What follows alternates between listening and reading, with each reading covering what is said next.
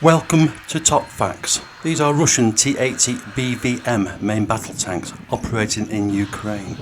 Their fresh looking condition suggests they are recently arrived emergency replacements for damaged or destroyed tanks. The T-80BVM first began to enter service in the Russian Army in late 2017. It is upgraded from the Soviet era T-80BV seen here.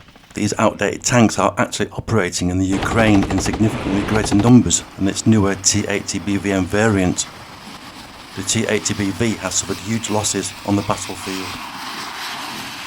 The first thing you notice is the T-80BVM is fitted with an improved protection suite of relic brick covered plates, a Russian third generation explosive reactive armour. Visually, it gives the T-80BVM a very different appearance from its predecessors.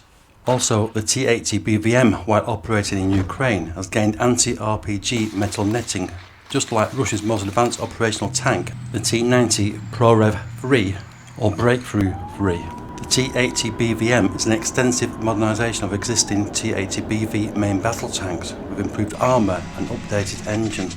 The T-80BVM tank features, or should feature, an advanced multi-channel gunner sight. It appears that one of these T-80BVM is missing its digital Sonsa-U sight, a key upgrade of its modernisation programme.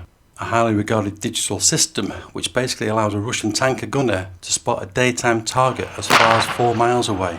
So why have they not fitted the digital Sonsa-U sight? It's likely some essential components using the Sonsa-U are no longer available due to Western sanctions.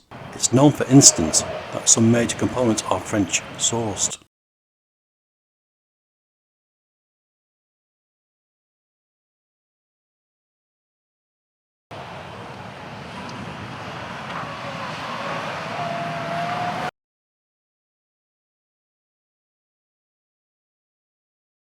This has clearly given the Russian military a huge headache, as they need fully modernised T-80BVM on the battlefield.